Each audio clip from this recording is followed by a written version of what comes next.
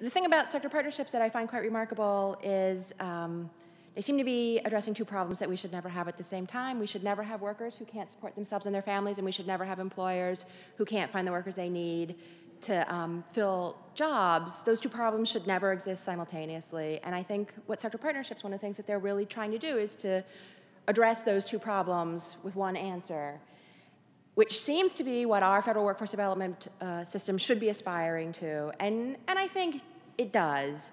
And when it works well, that is it probably comes close to achieving that. But I think quite often, federal workforce programs that do achieve that sort of do it in spite of rather than because of the way the federal legislation is written right now.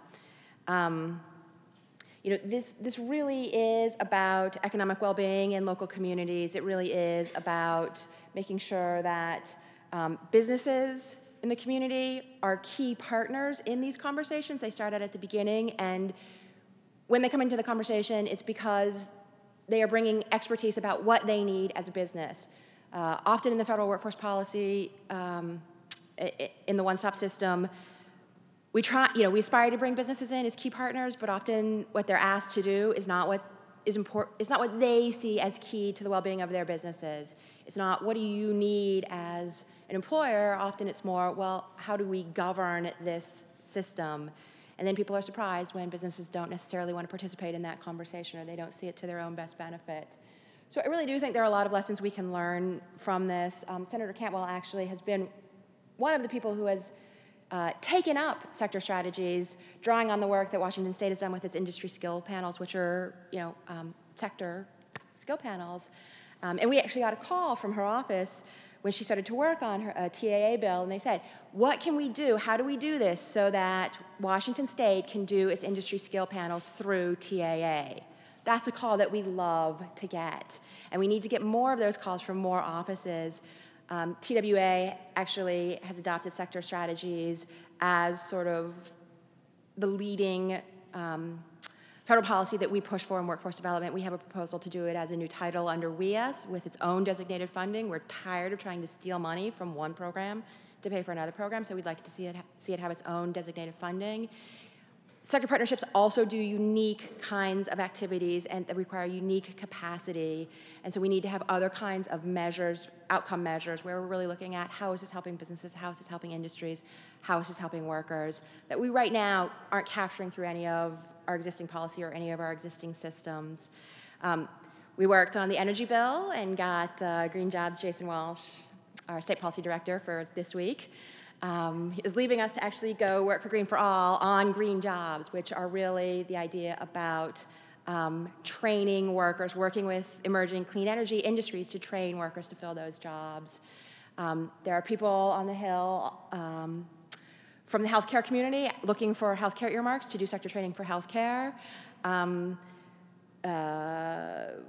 There's another piece of legislation where we have tried to insert it, and I'm drawing a blank right now. But the point is that this is a strategy that belongs. Oh, in HEA, in the Higher Education Act. There's Business Workforce Partnership in the Higher Education Act, which is linking community colleges and businesses to make sure that workers are getting the training they need so employers can get the skilled workforce that they need.